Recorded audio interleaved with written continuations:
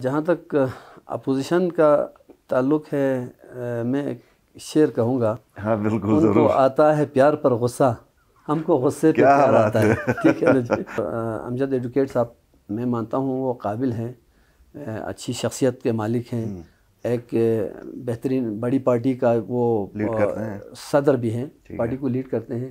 لیکن یہ ہے کہ ہماری اخلاقی رواداری کو بھی ملحوظ نظر رکھنا خاطر رکھنا چاہیے.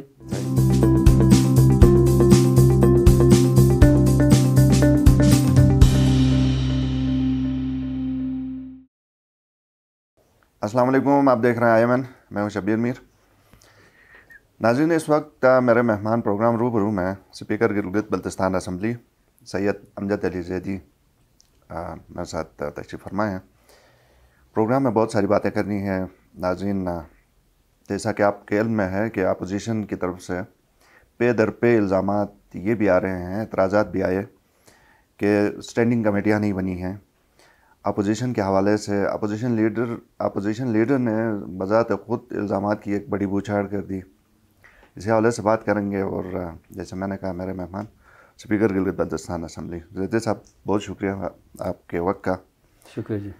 آپ یہ اپوزیشن والے تو یہ کہتے ہیں کہ آپ کمیٹیاں نہیں بناتے ہیں، پورا تقریباً سال ہونے کو ہے، تو کمیٹی کیوں نہیں بنا رہے ہیں؟ بسم اللہ الرحمن الرحیم. شبیر میں سب سے پہلے آپ کا میں مشکور ہوں کہ تھوڑی سی اپنی رائے عوام تک، قوم تک پہنچانے کے لیے آپ نے ایک خوبصورت موقع فراہم کیا. بہت شکریہ.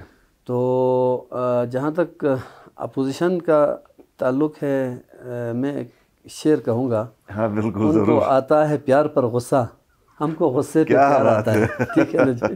میرا دل کرتا ہے کہ ہم اور شعر و شاعری سنیں، لیکن چونکہ تو بہرحال چلو ان کی شکایت پر صحیح یا دیر سویر کی بات ہو گئی. بالکل میں مانتا ہوں کمیٹیز بنانے میں ہمیں تھوڑی سی دیر لگی. اس کی وجہ مختلف ہے. ایک تو ہم نے دوسرے ہمارے اسمبلی کے اندر معاملات ہیں ان کو نپٹانے میں بھی ٹائم لگا، اور پھر کنسنسس چاہیے. اچھا. تو اس کے بعد ابھی انشاءاللہ ہم نے کہا تھا کہ میں بناؤں گا، تو 4 کمیٹیز آج ہی ہم نے بنائی ہیں. زبردست. اور نیکسٹ ساری ایک کر کے ساری کمیٹیاں ہم انشاءاللہ 1 مہینے کے اندر تقریباً ہم بنا رہے ہیں. اچھا. تو جہاں تک کمیٹیوں کی شکایت تھی، اس میں ہم نے ایک کمیٹی میں خود امجد ایڈوکیٹ صاحب کو بھی رکھ دیا ہے. اور اپوزیشن کے ہر کمیٹی میں ہم نے اپوزیشن کو خاص جگہ دی ہے، اور ہم نے ہر ایک کو رکھا ہے. جی صحیح. تو یہ جو اتنی تاخیر ہوئی، اگر یہ زیادہ تاخیر ہے تو بعض لوگ یہ کہتے ہیں کہ وزیر اعلیٰ بھی نہیں چاہتے تھے کہ کوئی کمیٹی بنائے، تو اس میں بیرونی کتنے عناصر تھے آپ کی؟ ایک تو آپ نے کنسنسس کی بات کی، اس کے علاوہ میں آپ کو عرض کروں گا نا، میرے اوپر کوئی پریشر نہیں یہ نہ کوئی پریشر ہے، نہ میں کوئی پریشر قبول کرتا ہوں.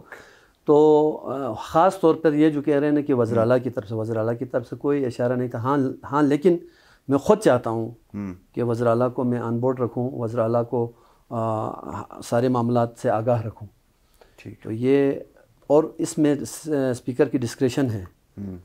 کمیٹیز میں اپنی مرضی پہ بنا سکتا ہوں، اور اس میں اگر میں ضروری سمجھوں تو میں اپوزیشن کو بھی مشورے میں شامل کر سکتا ہوں. اگر ضروری نہ سمجھوں تو کوئی ضروری نہیں کہ میں اپوزیشن سے پوچھوں. ٹھیک ہے. تو اس دفعہ آپ نے اپوزیشن سے مشاورت کی کہ نہیں، آپ نے پھر اپنی ڈسکریشن استعمال کی؟ میں آپ کو عرض کرتا ہوں نا کہ یہ جو ہم نے ایچ بی اے کی جو کمیٹی بنائی تھی، ہاؤس بزنس ایڈوائزری کمیٹی کی، اس میں ہم نے اپوزیشن کو آن بورڈ لیا تھا. امجد صاحب سے خود پوچھا تھا ہم نے. تو اس سے پوچھ کے ہم نے یہ سارا کچھ کیا ہے. ایسا ہی. آپ نے کہا کہ اپوزیشن کو جو بڑا زبردست شعر بھی سنا ہے کہ ان کے غصے پہ پیار آتا ہے، تو امجد صاحب تو آپ کے پیچھے کچھ ہاتھ دھوکے ہی پڑے ہیں، تو ان کو پھر بھی آپ پیار کرتے ہیں؟ یہ بات سنیں نا، یہ ان کا اپنا ظرف ہے. جو میرے بارے میں اس کے ریمارکس ہیں، جو میرے بارے میں اس کے بیانات ہیں، میں تو اس کے برابر کبھی نہیں کروں گا. اور نہ میری کوئی اس طرح کی تربیت ہوئی ہے کہ میں جو لینگویج میرے خلاف کوئی استعمال کرے تو وہی لینگویج میں اس کو استعمال کروں. تو یہ چیزیں ہیں. صحیح. تو پھر آپ اس کا جواب اسمبلی میں بھی ایک اچھے شعر سے ہی دیں گے؟ میں اسمبلی کا ماحول میں خود چاہتا ہوں. میں ایک شاعر ہوں. میں چاہتا ہوں شاعرانہ ماحول رہے، محبتوں کا ماحول رہے، پیار والا ماحول رہے. میں تو یہی چاہتا ہوں. تو میری ہمیشہ یہی کوشش رہی ہے اور میں انشاءاللہ آئندہ بھی یہی کوشش رکھوں گا. اب اس میں اپوزیشن کیا کردار ادا کرتی ہے؟ ٹھیک ہے اپوزیشن کرنا بھی چاہیے, اگر اپوزیشن نہ کرے تو حکومتیں سو جاتی ہیں, اس میں کوئی شک نہیں ہے. لیکن میں یہ گزارش کروں گا اپوزیشن سے کہ آپ تعمیری اپوزیشن کریں, تخریبی اپوزیشن نہ کریں. کسی کو نیچا دکھانے کی اپوزیشن, کسی کو جناب, اب مثال کے طور پر امجد ایڈوکیٹ صاحب میں مانتا ہوں وہ قابل ہیں, اچھی شخصیت کے مالک ہیں, ایک بہترین بڑی پارٹی کا وہ صدر بھی ہیں, پارٹی کو لیڈ کرتے ہیں.